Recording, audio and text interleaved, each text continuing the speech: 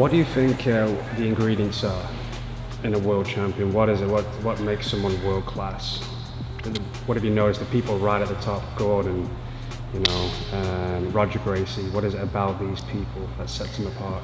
I think that the single greatest common denominator between all world champions is time on the mats training. Everybody tries to say you have to do some special thing to be a world champion, but what I believe is that you just have to be incredibly diligent and train as much as you possibly can, because I don't know a world champion out there who doesn't train extremely hard all the time for hours and hours a day, constantly working to sharpen their craft.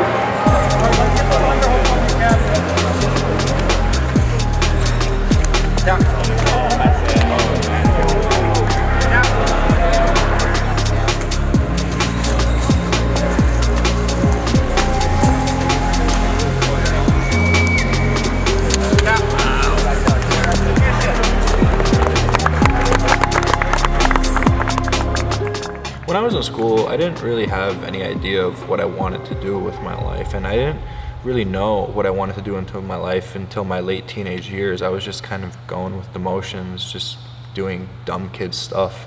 Everybody has the idea that I was some sort of star athlete when I was a kid, which couldn't be further from the truth.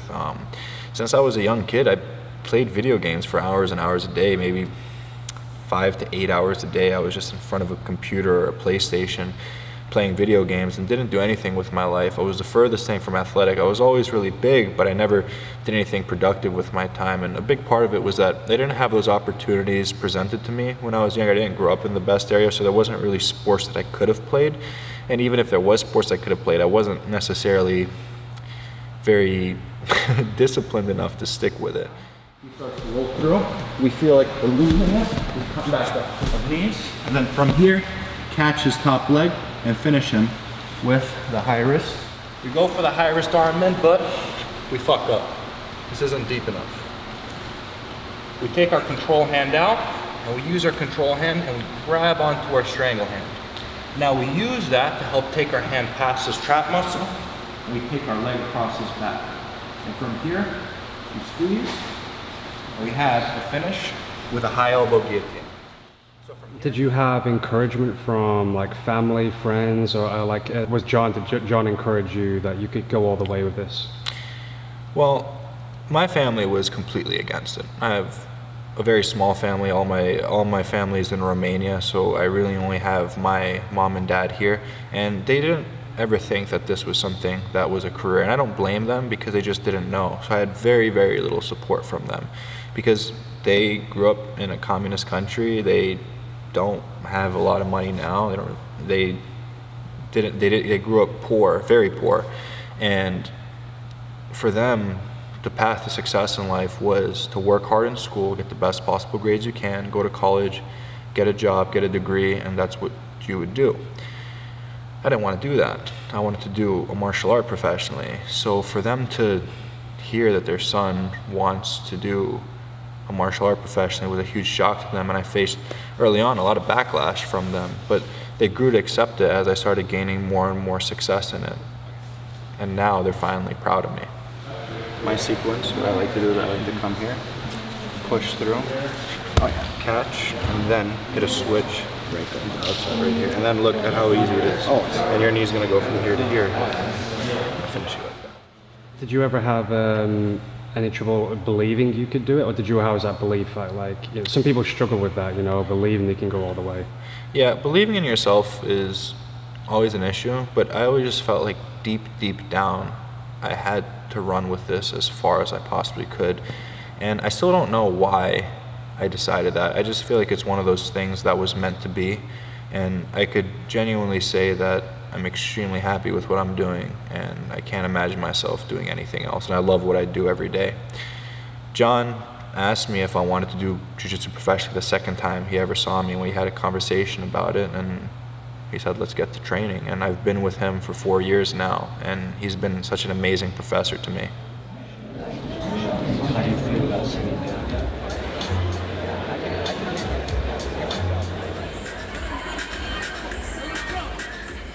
Yeah, let's talk about John.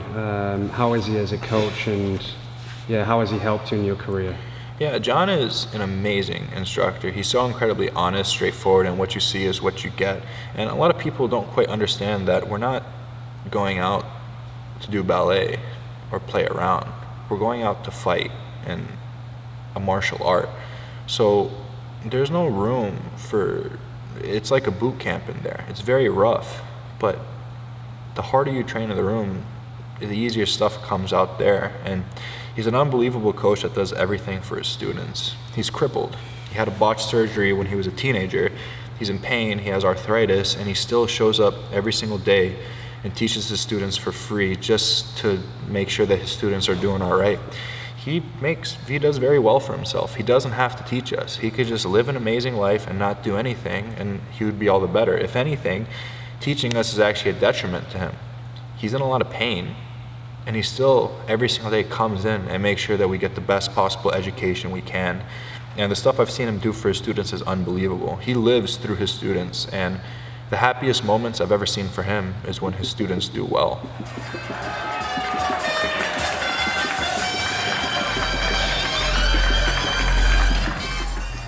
How is Gordon as a training partner, and does he help you as well with like the mental game and how to with your career?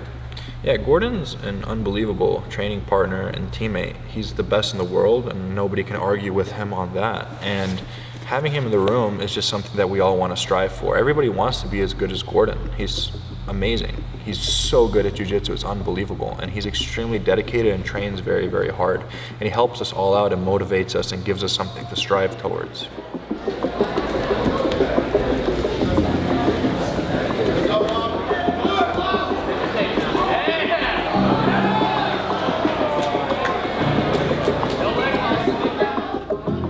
What is it that's different about Gordon, do you think, that makes him the best? Is it hard work? Is it a combination of things?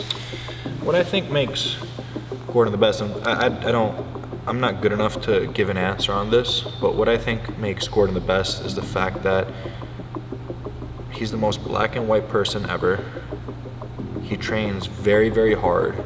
He's on the constant pursuit of knowledge, and he's extremely intelligent.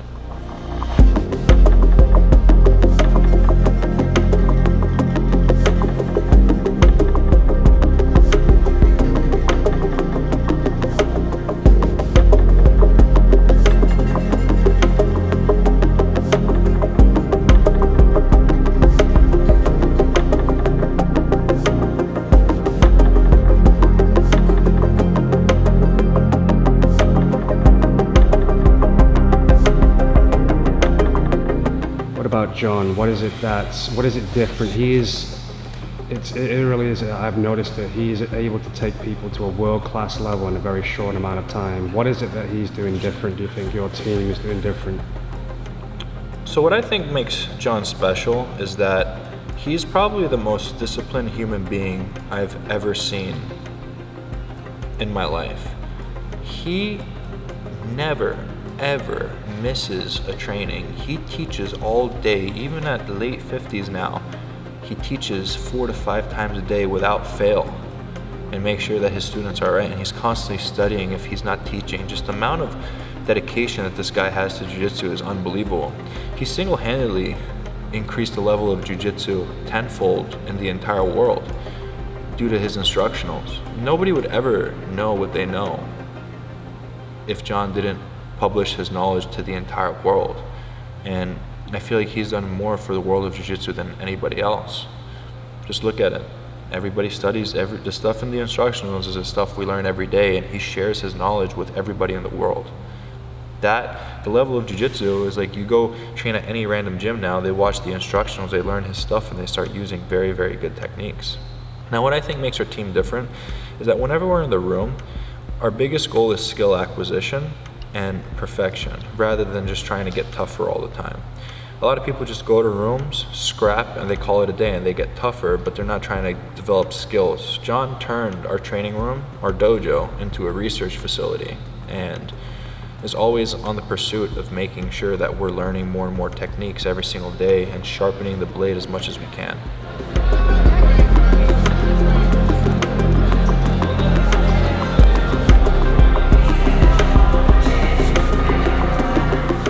John tells us that competition is fake.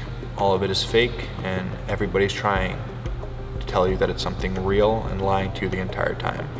The crowd isn't real. The match isn't real. Everything related to a competition is fake, and people are constantly trying to tell you that it's something real. The only reality that there is in a jiu-jitsu match is there's you, an opponent, a referee, and some background noise. And that's the only reality. The crowd doesn't affect you whatsoever. The people there doesn't affect you whatsoever. The only reality is you and an opponent. And once you can start getting over that, that's when you start really being able to compete better. And the best thing for competition is doing as much competition as you possibly can. So like the small things that happen at competition, you know, the time changes, traveling, not knowing which match you're on, all these small things add up. You get so incredibly used to it that it's just another day in the office for you. Now he holds on as tight as he can. He's going to break his own wrist if he tries to fight this. And we find ourselves right into our strangles. Is it true you don't have days off at New Wave?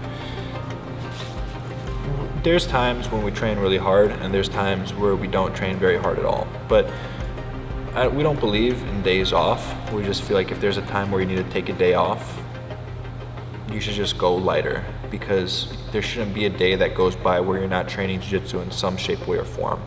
When you make it a part of your life, it's when you really start to grow, when you're constantly thinking about it, when you're constantly working on getting better. We lock up with our elbow on the mat, posted. Now, my left leg and my right arm is useless from here. I could completely let go of them. And one knee pressures down, one arm goes up, and the pressure meets right at his knee. And I lock up. Do you believe teaching has made you better at jiu-jitsu? I think teaching has improved my jiu-jitsu tenfold. One of my instructors back when I was in Pennsylvania, Jason Ratchford, he told me this that stuck with me forever. Daniel, you learn something twice. The first time somebody teaches it to you, and the first time you teach it to somebody else.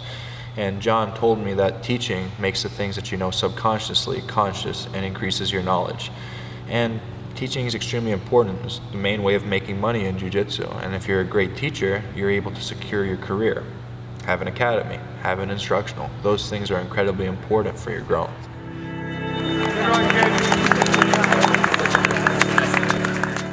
My long-time goals, I don't really want to say them. I'd rather show them, but I definitely want to be one of the best who's ever done it. And I work every day to make that possible.